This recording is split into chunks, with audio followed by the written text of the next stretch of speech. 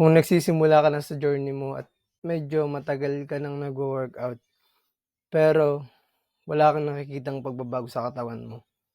So baka isa ito sa mga dahilan kung bakit hindi ka nagbi-build ng muscle or wala kang nakikitang changes sa katawan mo. So kung meron akong mindset na ibibigay sa'yo, na-a-advise sa'yo para mag-build ng muscle, so ito yun. So yung mindset na dapat gawin mo siyang lifestyle.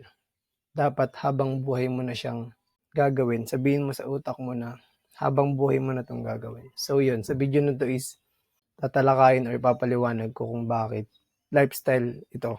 Itong kasi pamagat ng video na 'to is The Muscle Building Mindset. Cringe. Basta yun. So simulan na natin. So kalimutan mo muna yung seasonal fitness goals. Ito yung mag-workout ka lang kapag summer kasi nga may outing, gusto mo may abs.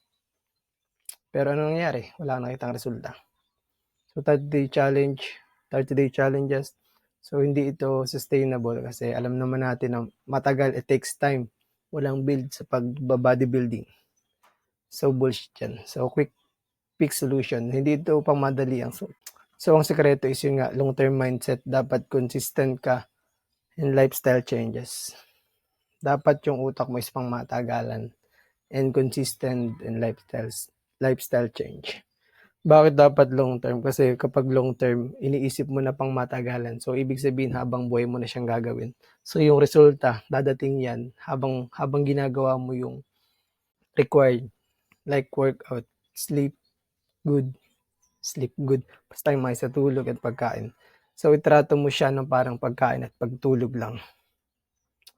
Hindi mo na iisipin kung kailan at anong oras. Basta routine mo na, ganun yung pag-workout kung gusto mong mag-build ng muscle.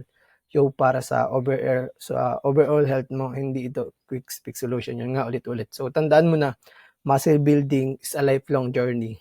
Pang matagalan to. Walang magic sa bodybuilding if you want to see real results. So time and effort.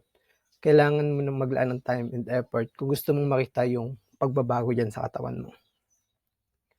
So baguhin mo yung perspective mo na I need to work out. Dapat I want to work out. Kasi kapag gusto mo siyang gawin, gusto mo talaga siyang gawin. Hindi yung kailangan. So, yun. Dapat gusto mo talaga siyang gawin. Hindi yung ibang tao yung nagpo-force sa'yo na gawin mo yun. So, pangit yung ganun.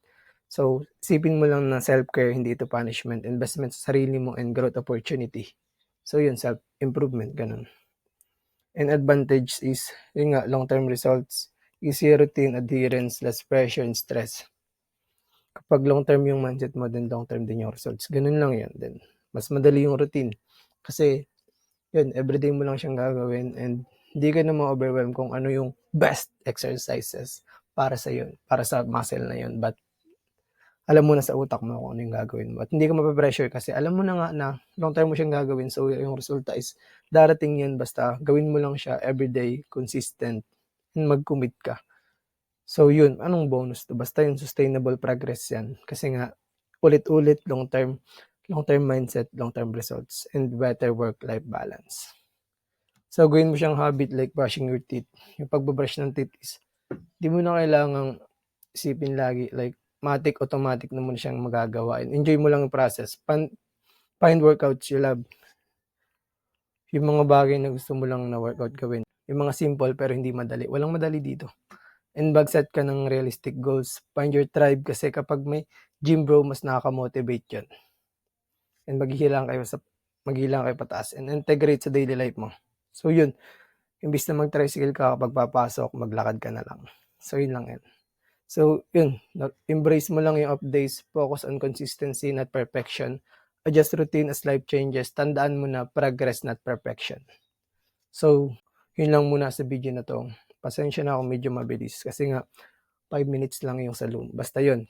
Kung gusto mong mas papabilis yung progress mo, may link dyan sa description. Mag-book ka ng call at one-on-one yan with me. Tutulungan kita kung ano man yung problema mo about sa fitness.